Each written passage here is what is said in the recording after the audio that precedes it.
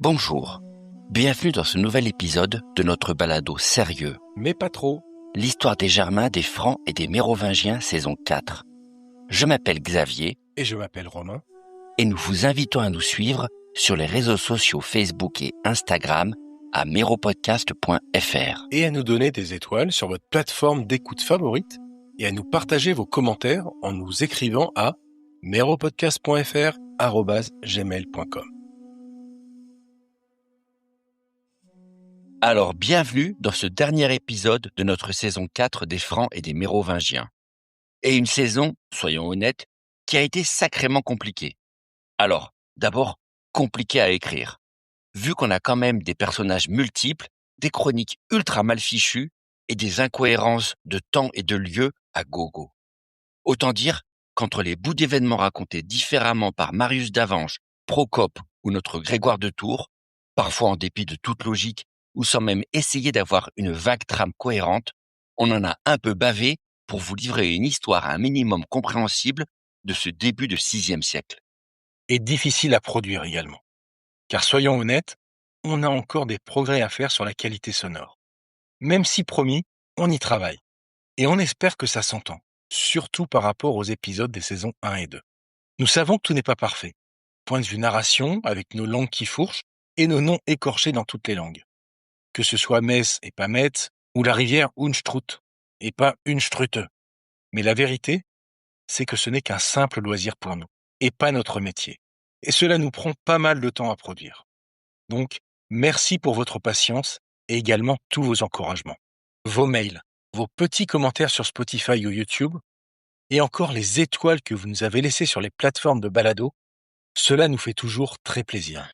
Donc on va faire une pause cet été pour recharger les batteries et vous préparer une saison 5 d'anthologie, histoire de revenir fort dès septembre 2026. Mais pour finir en beauté cette saison 4, on vous propose un petit quiz, pour être sûr que vous avez bien retenu tout ce qu'on vous a raconté. Juste un petit défi pour voir si vous vous rappelez de tout en 10 questions. Bon, ok. Ce n'est pas les questions les plus intelligentes qui vous permettront de décrocher une maîtrise d'histoire. On va pas se mentir.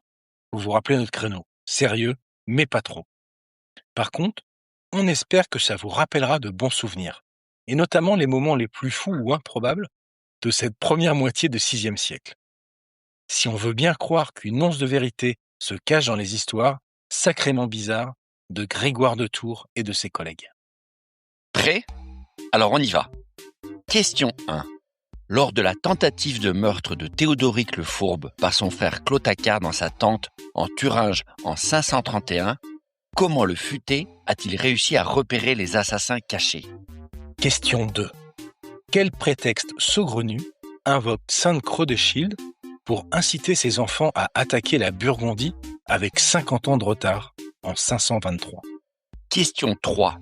Quelle est la raison étrange qui a poussé le roi burgonde Sigismond à faire étrangler son propre fils un an plus tôt, en 522 ? Question 4. À la bataille de Vézons, pourquoi le roi Clodomir s'est-il jeté tête baissée au milieu des ennemis burgondes qui vont finir par le découper sur place ? Question 5. Pourquoi la méchante reine Amalberga n'a-t-elle mis que la moitié du couvert sur la table de banquet de son mari Hermanfrid de Thuringe ? Question 6.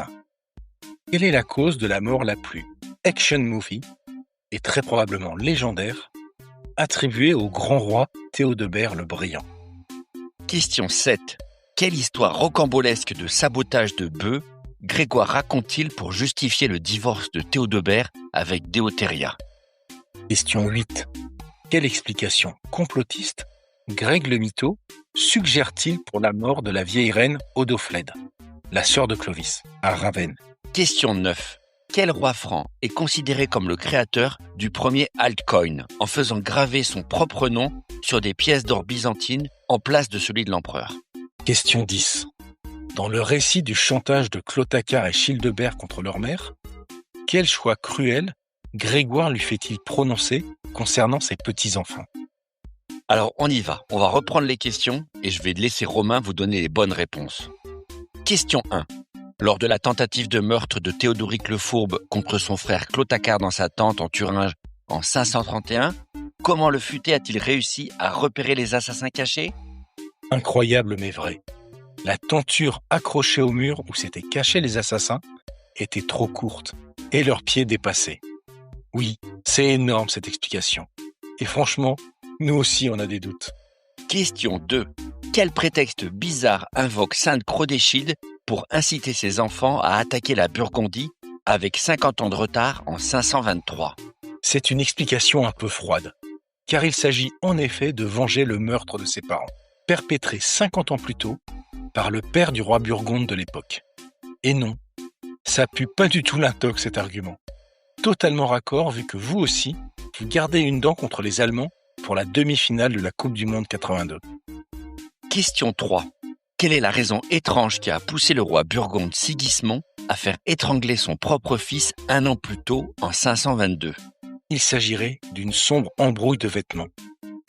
Vêtements empruntés par la mère du prince à sa nouvelle femme qui a mis le feu aux poudres. Parce que la sape, ça compte chez les Burgondes. Question 4.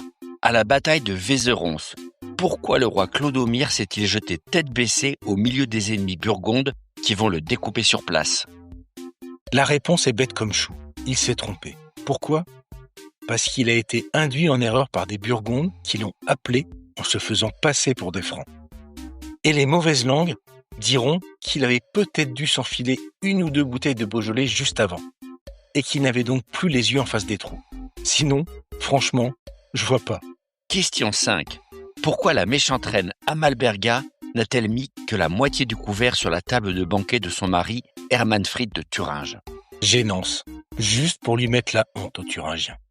En lui disant qu'un roi qui se contente de la moitié d'un royaume mérite une table à moitié vide. Et oui, la teutonne, faut pas la prendre pour une saucisse. Question 6.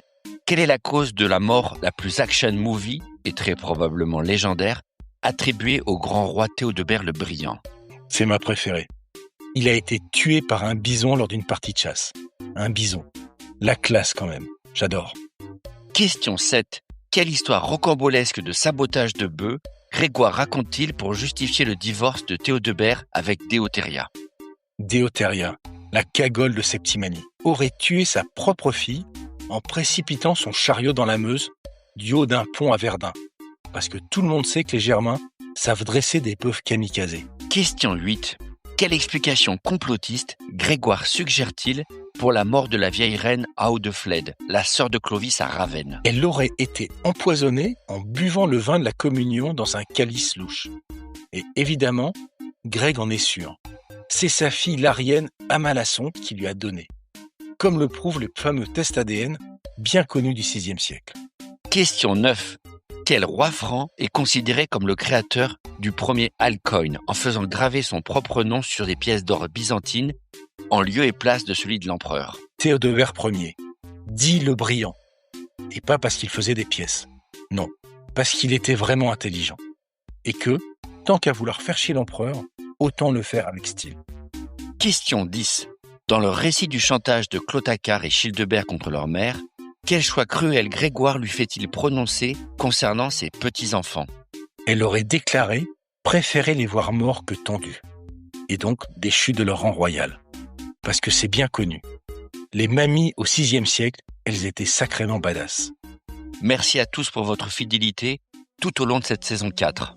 Bon été à tous et à bientôt à la rentrée.